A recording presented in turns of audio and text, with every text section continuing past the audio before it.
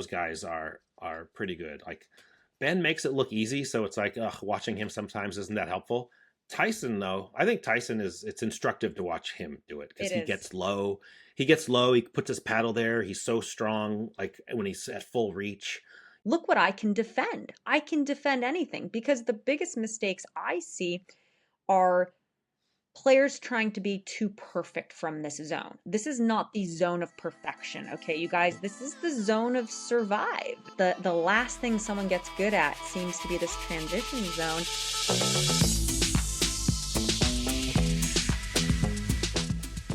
Welcome to episode 12, the transition zone, with your girl Jilly B and your guy Scott C. Some exciting announcements before we kick it off. Scott has agreed to come to Tres Palapas in Baja, Mexico to teach a camp with me. We are so excited. October 25th to the 29th, 2025. You guys are not going to want to miss this if you love getting better at pickleball, tacos, margaritas, and sunshine, and white sand beaches. Scott, are you more excited to teach or drink margaritas at the beach? You can be honest with us.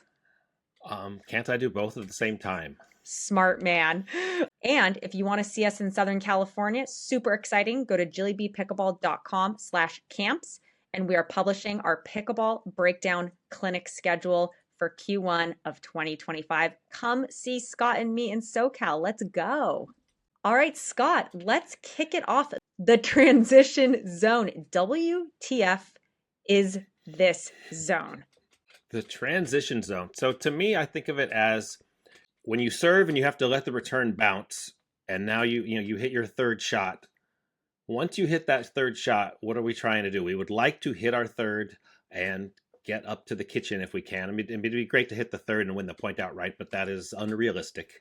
It doesn't happen a high percentage of the time. So you have to earn your way up to the kitchen. So the zone, from probably, I don't know, 3 feet behind the kitchen line to the baseline. Although to me, once you've hit that third, everything behind the kitchen line is kind of, to me, transition, because you are scrambling / earning your way up to the kitchen, trying to hit a good enough shot that you can make some ground, while the returning team at the kitchen tries to keep you back. So to me, that transition, I have a broad view of the transition where it's everything back there while you're defending and trying to hit some sort of drop or reset to make progress forward. So let's share screen for 1 second and you guys can see a visual of at least what I feel is the transition zone. So we have about 15 feet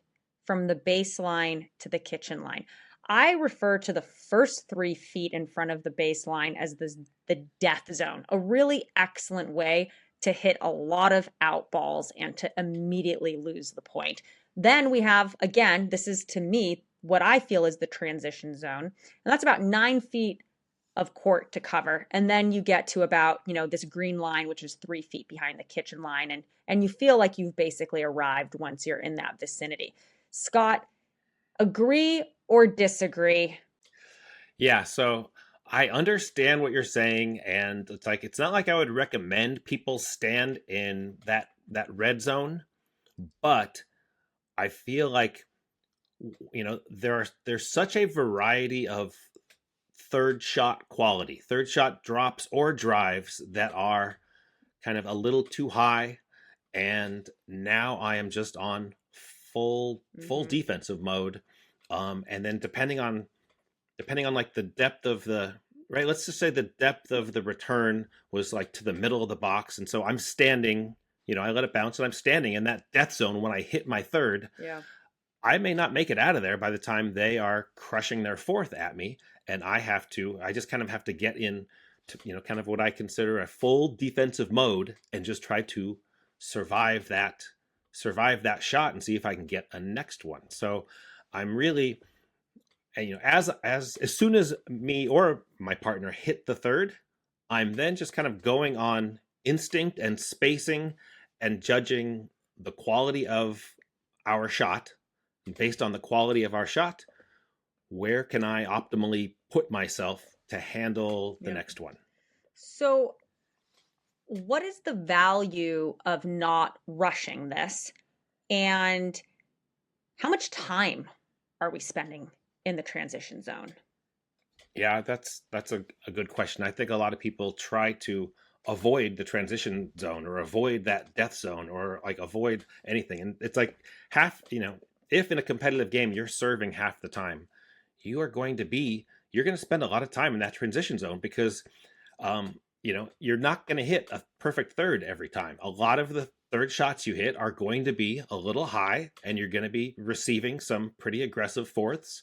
People are going to be hitting kind of overheads or shoulder high volleys or head high, kind of mini overheads. And it's like that's going to happen in every game. You are going to spend a lot of time in the transition zone and back there dealing with the returning team's offense. So get comfortable with it. Like don't rush it. Don't try to, I think a common mistake is as soon as it's, and I tell people, as soon as you see your partner is going to be hitting the third, take a few steps in, but don't just run all the way in. So it's like take a few steps in so that you are in a good spot to judge it. And if it's not very good, you have time to take maybe one step back, which would kind of put you in that red zone, but then you're kind of you can be set to receive this, kind of high pace offensive shot coming from the returning team. You said a word there that I really like and want to touch on, set. Talk to us about the importance of being set. Yeah, I think when it's like it's very common when everyone's at the kitchen and the ball gets popped up and people are like, oh, should I, if I'm at the kitchen and the opponent has an overhead, should I back up? Right. And the advice is usually, well, if you have time, it's nice to back up a little, but you cannot be moving while they're hitting. So, which is why it's like when I say judge your partner's third, so that if you need to back up a step, but you have to get set before they hit. So while your opponents are hitting, you always have to be set. Even if you're doing something offensive, if you've hit a good shot and you're kind of running into attack, you still need to split step before, as your opponent is hitting. So this is the same when you're, whether you're in an offensive position or in this case in a pretty defensive position. I'm going to play a video right now for those of you not on YouTube. Apologies, but we'll try and talk through it. And this is actually at Nationals. Your girl, Jilly B, won Nationals in women's doubles with my partner, Megan Fudge. And we're going to play this clip, and hopefully it does a good job of demonstrating set and being stable. All right, so Megan's on serve. You're going to see she's going to take the third. I'm going to go in. I'm going to split step as the opponent makes contact with the ball. Defend, defend again, defend one more time. The crowd is laughing. We unfortunately lose that rally. But what you'll notice from that, or let me ask you, Scott, what do you notice from that? What do you like or dislike? Yeah, sort of what we just described is you could really see your split step as the other team was hitting, and you kept progressing forward maybe a little more aggressively than the shot dictated, but that's kind of your style, is to kind of get in there and sort of, hey, go ahead and hit at me, I'm ready, right? And you showed there you have the hands to deal with it. The other subtle thing that you did really well is they were hitting from above net height just slightly. And so you had your paddle down already so that they pretty much just hit it hard at your paddle. You didn't have your paddle up here and then they hit it and you have to move it down, right? Because that is much harder to execute. So it's like you not only were your feet set, your paddle was ready. It's really incredible what you can get back when you're just stable with the paddle in the right position. So talk to us about that, the basics of how to hit this. You mentioned paddle down, posture down. Can you describe what that means? Yeah, so this applies to when the opponent has a high ball. So whether it's an overhead or something head height or even shoulder height, you know the opponent is going to be hitting with pace, and because the ball's up, they should be hitting it down. And so if it's coming with pace and coming down, like ahead, like once you see that as the player, you have to get lower Mm. and get your paddle down. I think one of the most common, like the two most common mistakes people have in dealing with this ball is when someone hits it hard at them, they have this instinct to try and hit it hard back. And it's like, no, don't do that. Like, let your paddle do the work. I used to take my students to the wall, and I would hit overheads at the wall, and they would bounce and come back, right? And like I would say, the wall made every single shot. Did the wall swing? No, the wall didn't swing a single time. So now I want you guys to try that. It's like, I'm going to hit the overhead at you, and I just want you to be the wall. Don't swing at this ball. Just get your paddle on it. So that's the let your paddle do the work is kind of the feel that you want. And if you do that, you have a better chance of like doing less and not swinging. And it's like I just saw the movie Gladiator recently, and your paddle, it can be a sword, but it also can be a shield. And this is the case where you kind of want to, when you're on defense and someone's hitting hard at you, you want to use that shield and let it do the work. Was Gladiator good? It was pretty good. It's like if you liked the first one, you will probably like the second one. All right, I'll add it to the list. I totally agree with everything you just said, paddle being your shield. And as you said, I'm a little more aggressive with going in and daring the opponents to hit it hard at me. That's really what I want them to do. And I find that transitions, I can't say transition zone. Say it 5 times fast. T-zone. And why I love being in the transition zone is the opponents get to do all of the work for me. I just need to be really stable and let my paddle do the work, like you said. Scott, talk to me about getting in as a team, when that's really important, when you can kind of break from that. Obviously, in the video that we just played, you saw me sneaking in, leaving Megan behind me. So talk to me about getting in as a team. Yeah, so I feel like that always depends whether you can come in as a team or you're going to come in staggered. Depends a lot on the quality of the third and kind of the placement of the ball.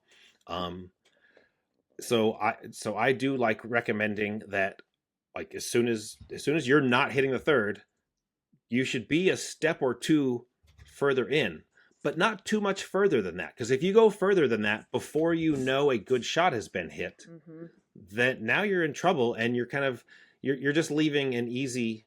Like sometimes you go too far, right? If I'm being critical of you, you often go further than that.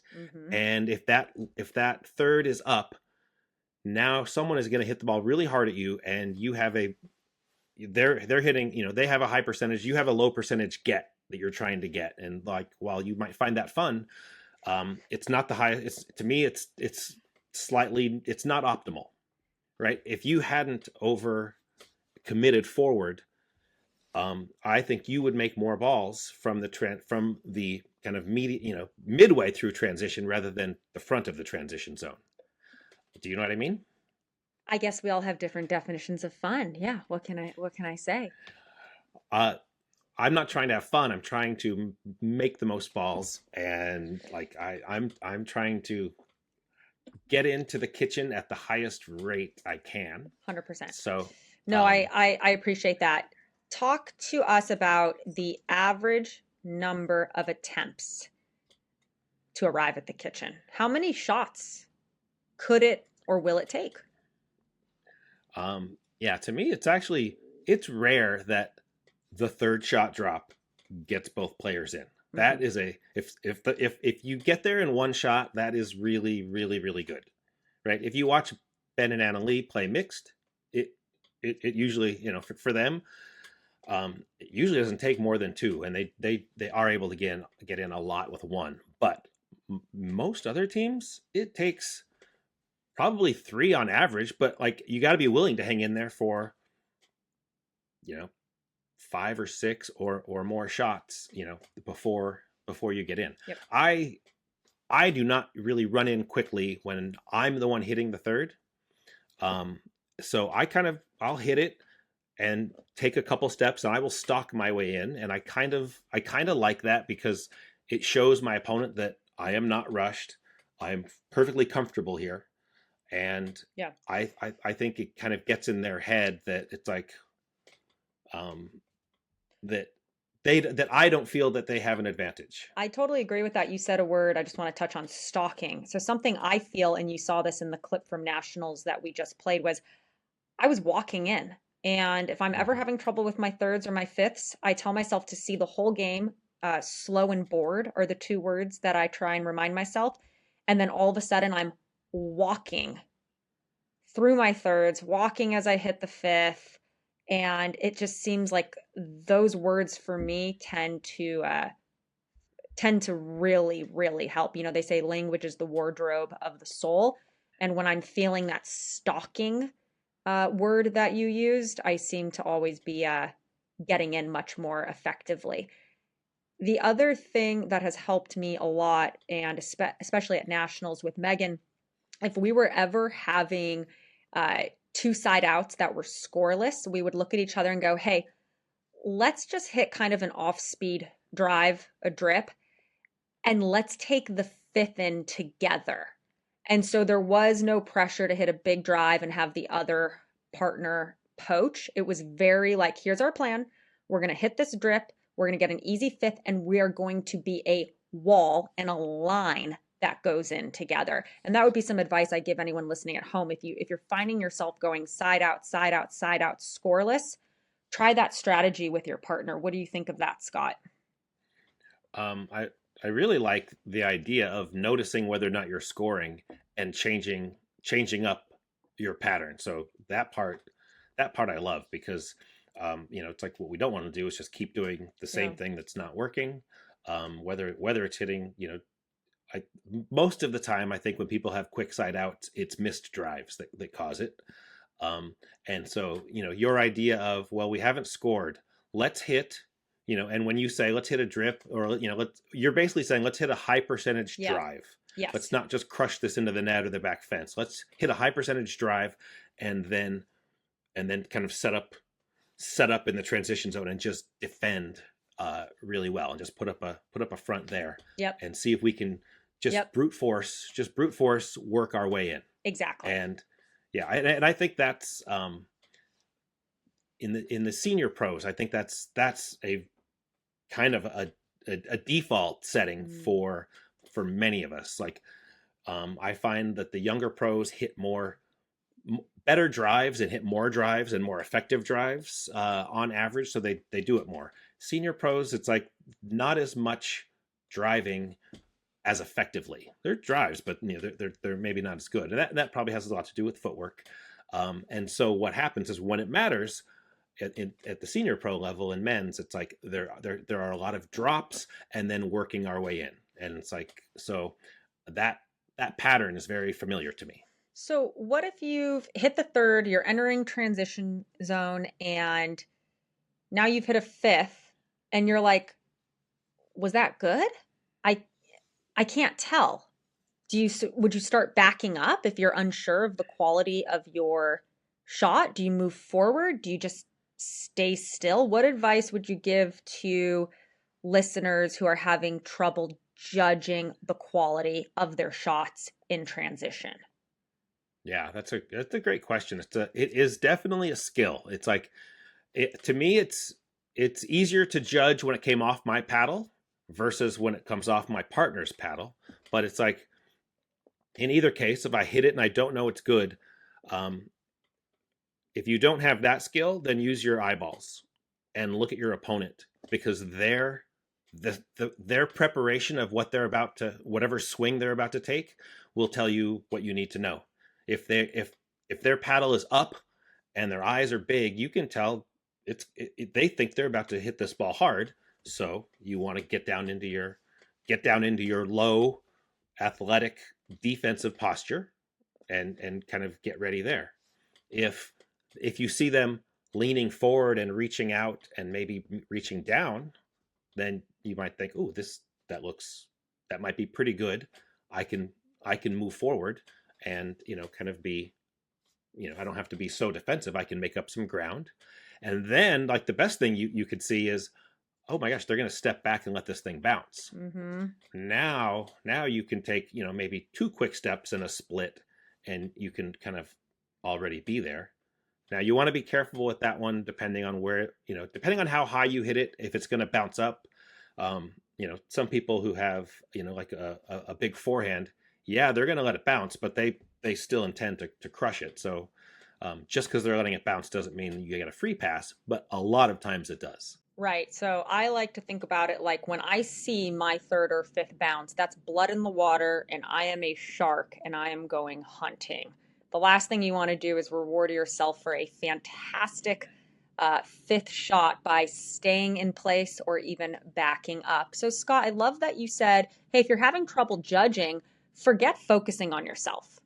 Why don't you just look at your opponent's paddle? And I find that as players level up, they spend less and less time watching themselves, less time watching their partners, and more time watching their opponents, specifically the paddle of their opponents, not even the ball.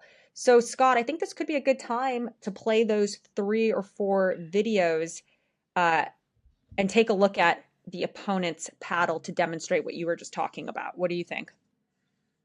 Yeah, let's take a look.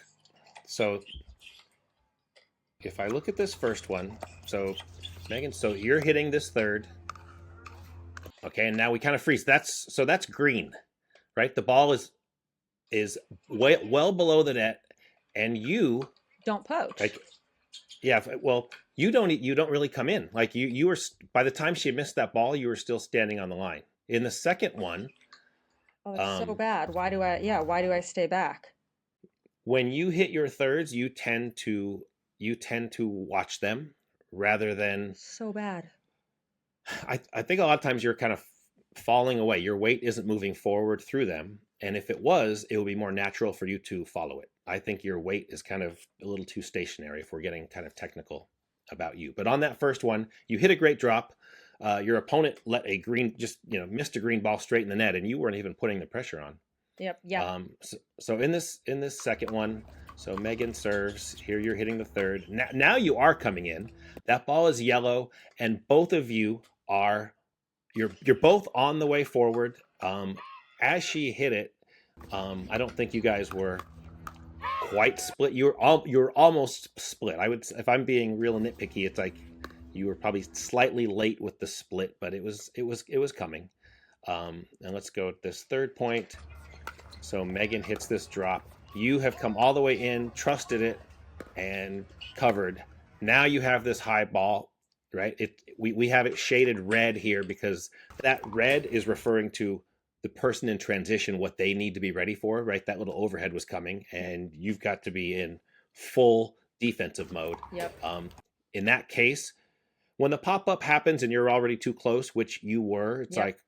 like, too bad, so sad. You're going to get hit with a lot of balls, and you're not going to be able to cover a lot of those. Um, that is the consequence of over closing when you Yep. haven't, when both of you haven't earned your way in. And Yep. right, you didn't. I don't think you popped it up. Maybe your partner did, or however it happened, or maybe you reached over and you did pop it up. Yeah, But it was me. It was me. um, but yeah, it's like when you haven't, when you're both not up there, then like things happen. Scott, describe to me the list of different shots we have to deal with when we're in the transition zone. I noticed there are a lot of top girls who want to grab the ball in the air and a lot who prefer to let it bounce. I prefer to let it bounce for certain. So I don't know if that's kind of your paddle and how hot or thick your paddle is versus the inverse, or if it's a personal preference thing. So can you talk to us a little bit about, if is there like a hard and fast rule, always try and take those in the air, or it doesn't matter if you let them bounce so long as your paddle's in front of you? Yeah, that's like a great question. I think the overwhelming majority of people who are good. So if we talk about these transition shots, I kind of like to think of them there's sort of like a red, yellow, and green in terms of, for the transition person, red means they're hitting this ball hard at me from Hmm. high. Now I'm like, all I'm doing is defending. I just need to try and block this back. So that one is like volleying it or half volleying it. I don't even have a choice because they're hitting it hard. Okay, so that's just that's one area. That's you're really just that's sort of desperate because they're hitting it so hard. Two is in that kind of when it's in that yellow zone where it's kind of net height, chest height. It's like, okay, it's coming with some pace, probably a lot of spin too. And now it's like, okay, here I might have the option of I could reach forward and volley it if I want, or I can kind of reach back and half volley it. That's kind of a personal preference. It's like there are certain players who are very good at half volleying that. I think it's a smaller number of people who are good with volleying it. Like both Kawamotos are excellent at hitting volleys. Yeah. In senior pros, Dave Weinbach is very good at hitting volley resets from transition. I can't do it to save my life. I would much rather half volley it because it's like the ball slows down so much once it hits the ground. Yeah, I And then my agree. paddle just has to kind of redirect it. So I would teach and recommend to not be going forward and volleying it. Just see I agree. if you can half volley it. But those are on those, that's again, that's kind of on the that medium yellow ball where it's like some pace, some spin, but you kind of have choices, right? And then there's the green one where it's like, oh, this ball's coming a little more slowly, and now the choice when it's coming slowly, it's like, well, I feel, when you're in transition and the slow ball comes at you because maybe you or your partner have hit a good reset, but you haven't made it up there. Now I feel like this is kind of just a big dink. Yeah. This is a ball that I expect to hit um, a very good drop, a very good shot that is going to bounce, and I am going to again kind of stalk my way forward here. When Now, I'm in, yeah, go ahead. Go ahead. I was just going to say, some people, when I describe this as, oh, if I get a slow ball in transition, some people want to attack that ball. Well, so I was just going to ask you, how do we know when to attack? I find that when I'm in transition, I'm like overly committed because I'm comfortable there to just kind of blooping is what I like to call it, blooping it over and walking in. And then I'll be like, wow, I just reset a ball that was at my face, Jill. So are there any like mental cues you can help people like me with like when to attack? I would say, I think the key to being good at this is reading.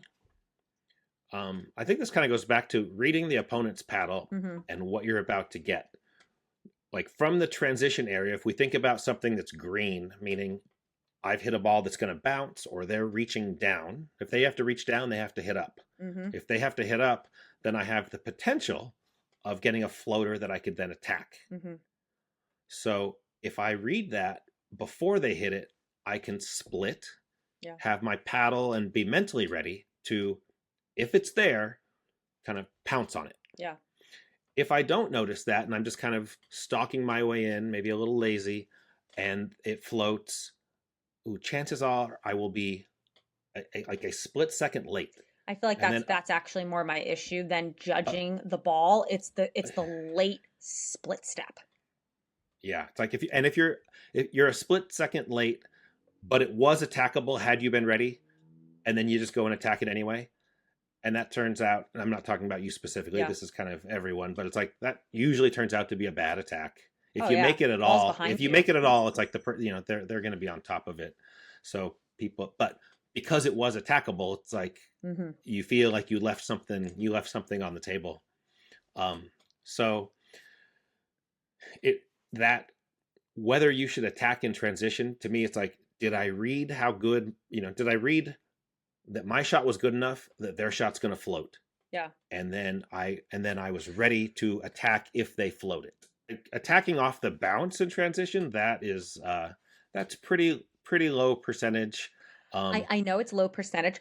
Every time I see it, it works. I'm like I can't like get myself to do something so dumb, and I need to because it works. yeah, I think the people that it works for are.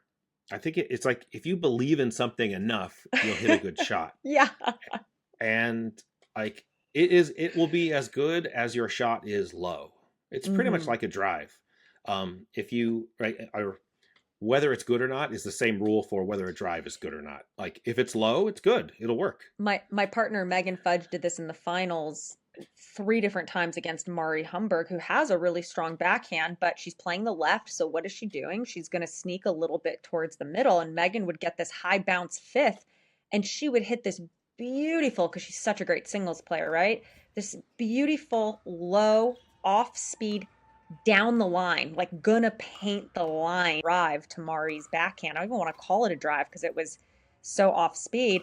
And it caught Mari by surprise 3 out of 3 times, set up a really nice ball for me. So I was watching Megan do that over and over, and I was like, man, I wonder if that's like we're going to see more of that transition zone, let it bounce, rip it down the line shot in the next, like, 3, 6 months on the tour.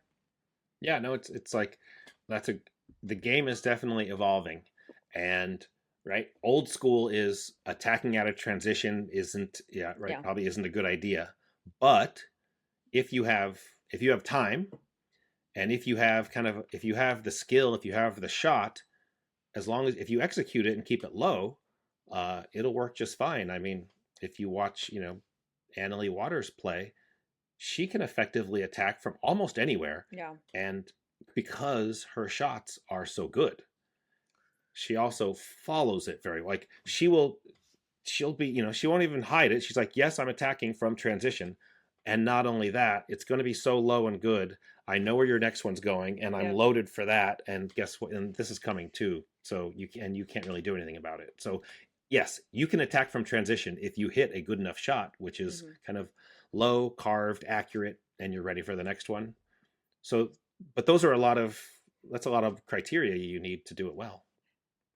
Let me ask you directionally, where are we going? So from the left, we know we like to drop inside out quite a bit, but now I'm in transition, and it's hard enough to hit a volley that's going to drop in the kitchen from transition, let alone now I'm going to feather this baby inside out. Is it easier to drop in front of us with these tough shots? How much are you thinking directionally when you're in transition? And are there any hard and fast rules for the listeners at home? Yeah, that's a good question. And I would say this applies to a slower a slower to medium like ball in transition, right? Again, when someone on a high ball where they're coming at me with pace, I don't have the luxury of picking a spot. I'm just trying to survive, right? Yeah. So if it's coming with pace, I'm not picking spots. But it's like if if you're my partner and you've hit a yellow ball and now they're just rolling it at me. Okay, well maybe now I can direct this ball, and I tend to so to me in transition, I don't want to miss short, right? I want to keep it firm and kind of keep it low. And so I will feel more comfortable hitting it firmer if I kind of direct it cross court because I have a little more distance Interesting. and Interesting. maybe more time for it to kind of die or maybe um, you know give me a little more time to kind of get ready for the next one. So if I can direct it cross court, also middle is good too. If you just kind of can direct it middle, the net's a little lower. Mhm. It takes their angles away. If it's not great and they can attack it, at least you kind of know where you can cover. Right? Because if you direct it down the line, okay, someone's going to put an Ernie on you, and now you've given away some momentum also. And it's just If you're going down the playing, line is a little quick, tougher. quick question. If you're playing people that don't Ernie, like, should you always be going for the lines? It's well, yes. I mean, not always because you don't want to miss. You don't want to miss to the sideline. But it is if you can control it there. It's a pretty safe place because if we just kind of go with averages, most people, a right-handed player, they're not as good out of the air on their backhand side. There's exceptions to this, but most people they're just not as good, Correct. not as offensive. Their reach isn't as good Correct. on their backhand side. So going for the line on the left is good. Going for the line on the right, that might be into someone's forehand. So I would be careful with that for the right side player or hitting it to the right side righty. But yeah, if you have someone on the left who isn't going to Ernie Yeah, why and not? their Hmm. backhand Hmm. that you want to identify, and that's something like during warm-ups or if you know your opponents, Um, trust me, the people on tour who play the left and don't have great out of the air backhands, the rest of Yep. the tour knows, and that person, is going to get every drop and every reset and every ball is going there Yep. because it's like, you know, you just don't want to let the other pros identify a safe place to Yeah. reset to because they can put it there. If you can't punish them, oh well, then every ball's just going here. So it's a great thing to identify about your opponent. So now if we flip the script, Scott, and we visualize being at the net and attacking someone in transition, what are we looking for? Where are we looking to put this ball?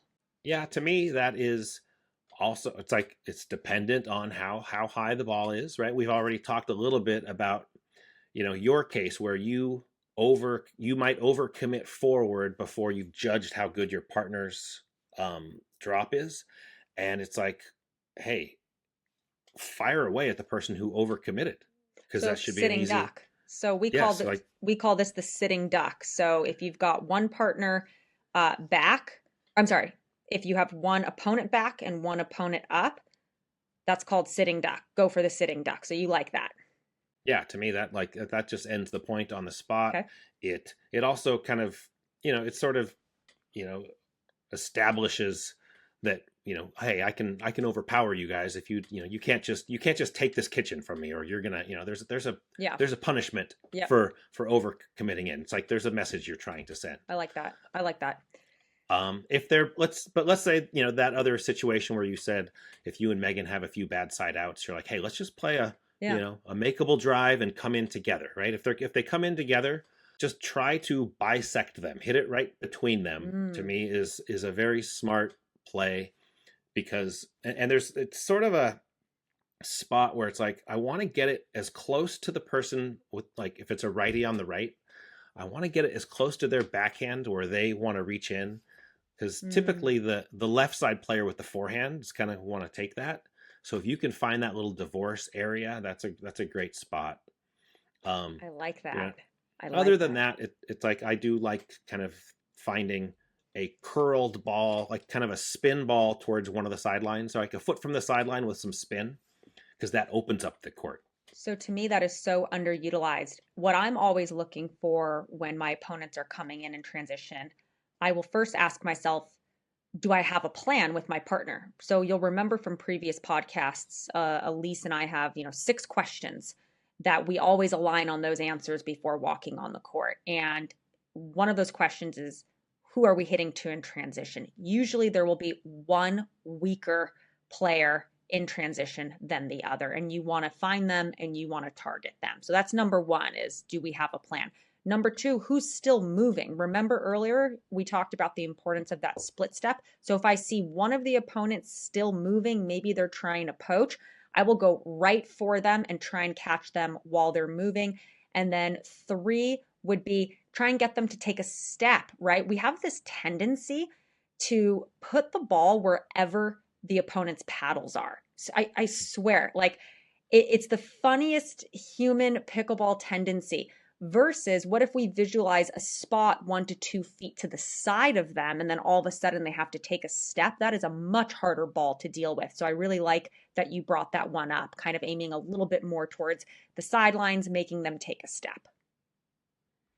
Yeah, I really like how you described identifying which of your opponents is worse in the transition zone, because that is one thing that almost every team, there is someone who's worse, Mm-hmm. and it's great. And there's so many people that are good at so many things and bad at that. I almost Yeah. feel like being good in the transition zone is the last thing people get good at.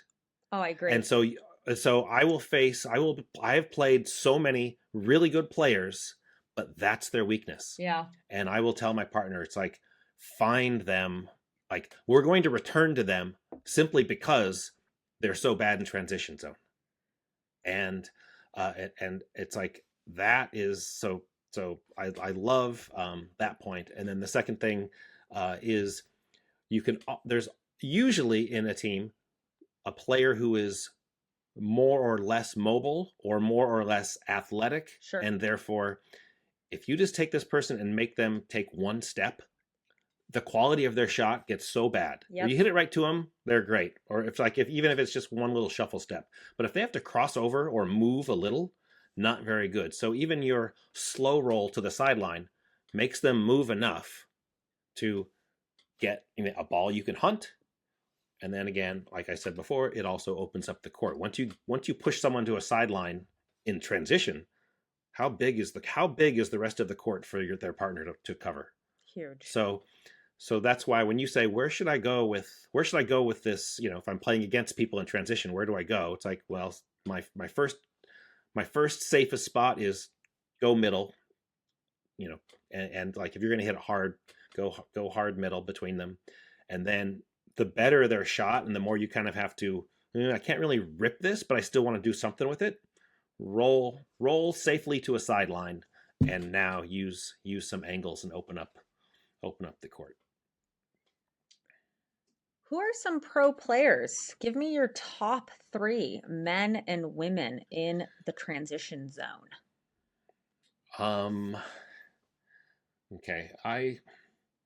So I mean, it's hard. I hate always using Ben as like he's the best. He's kind of the best at everything, but in this case, he is is really good at this.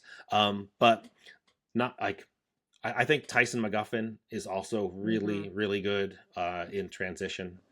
Um, and who else? Is there anyone else who's a like a un like a surprising a dark horse at this? Let me think about that. I mean, my next pick is probably Riley because Riley isn't known for having the best highest quality drops. He doesn't miss them, but they're kind of high, and he can do that because his transition game is so good.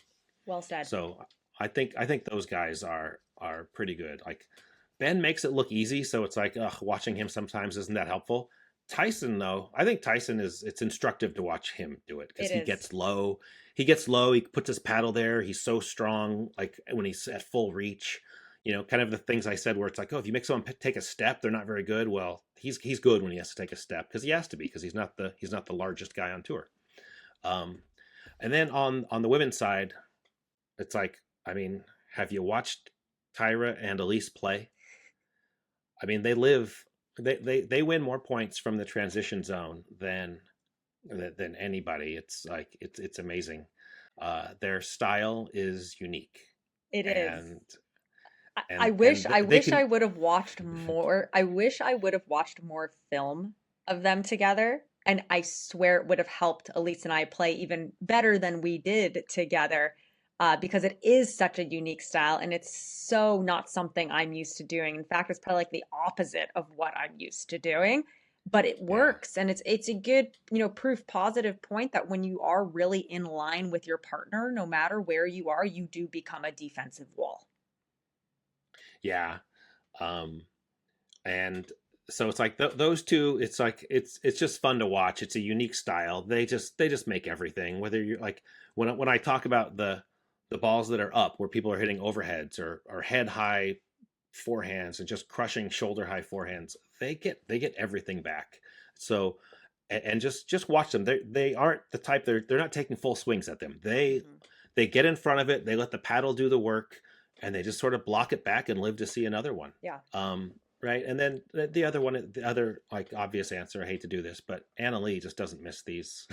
She just makes every ball she touches, She just makes every um, ball she and touches. she'll do it. It won't look super on balance. Where it's like, well, I wouldn't recommend doing that, but she doesn't miss it. But I don't know if the rest of the world can do it. But I mean, you just don't see her miss balls from there that often. Do you have any drills that you really like for transition zone? I know I do. Yeah, the way I like to do that is I kind of like to be specific about it where I'll kind of start and I'm like, look, I want you to feed me shoulder high, head high, or overheads Mm, so that I could just fire it right at you, right kind of right in front of you. I want to hit my overhead 3 feet in front of you so that you can practice getting low, getting defensive, and blocking every one of these back because I want it to be so that you can, when I'm hitting an overhead, you can make 30 of them in a row, yeah. blocking it back high. Don't try and if you try and block it back perfectly, it's like, well, then you're not getting like the consistency of it. It's like I'd like you to purposely feed it back to my and even Okay, when I'm doing this, that is a if some brilliant, brilliant drill. I am in love with this. and as the feeder who's standing at the kitchen, if they hit a good one, just step into the kitchen and hit another overhead. Smart. Do you know what I mean? Don't even break the rhythm by letting that ball bounce because you can't. It's like just step in, just go. If there's one thing, it's like it's fun to watch Kwong and his dad Yeah, Duke practice yeah. because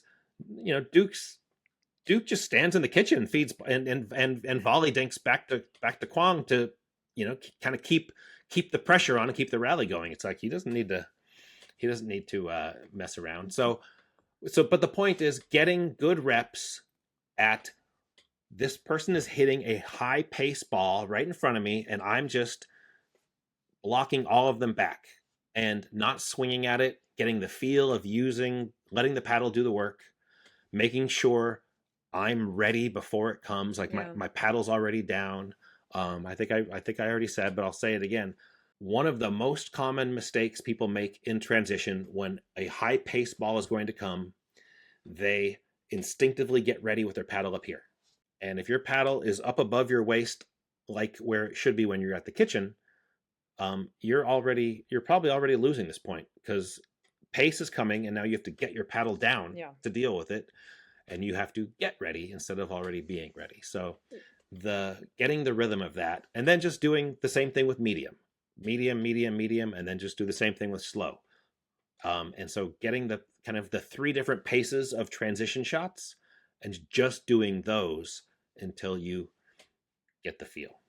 What I love about this drill is that you're giving permission to the player in transition to get the ball over the net. It does not have to be perfect. In fact, you don't want it to be perfect. You want it to be bad so that they can learn, oh my goodness, look what I can defend. I can defend anything because the biggest mistakes I see are players trying to be too perfect from this zone. This is not the zone of perfection, okay, you guys? This is the zone of survive.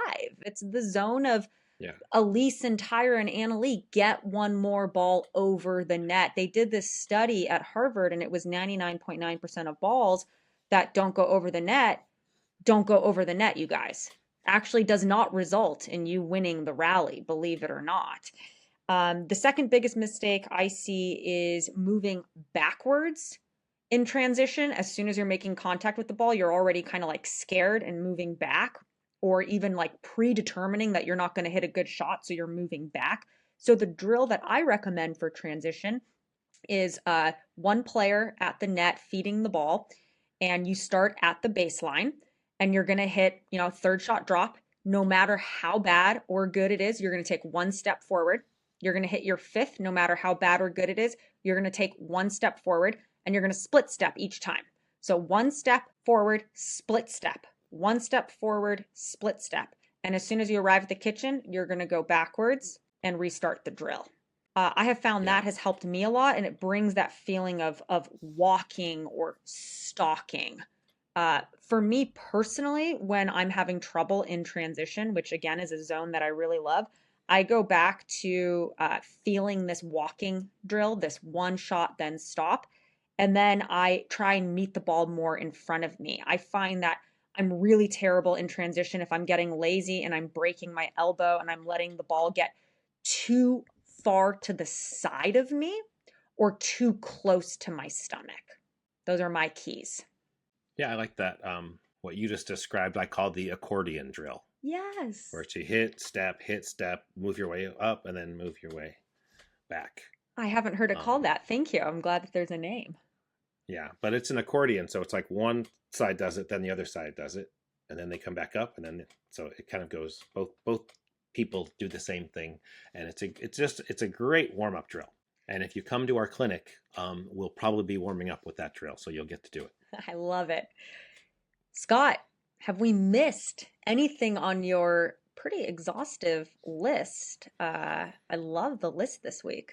I think we covered everything. I mean, every single topic in pickleball, there is so much, but I think we did a good job this time.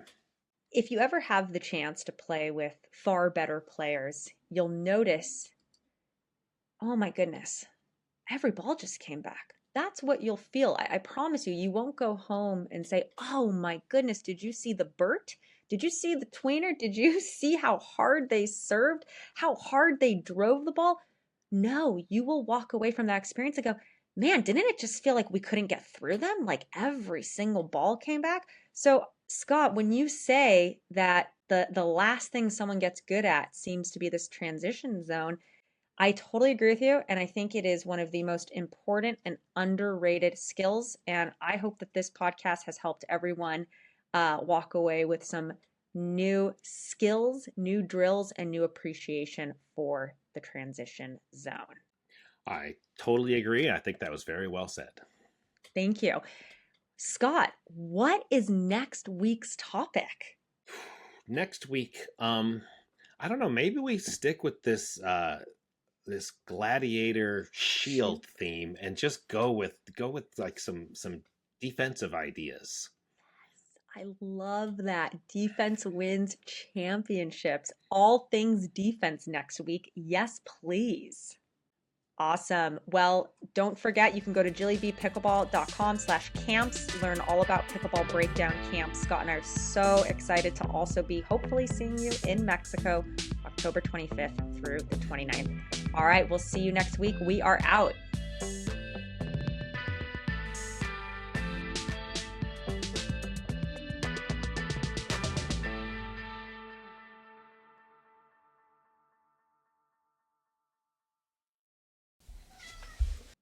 Oh, a little meow to get us started. I love it. Did you hit record? Yes. Don't worry, I captured it. I know, but it's like if she's meowing now, I hope she stops.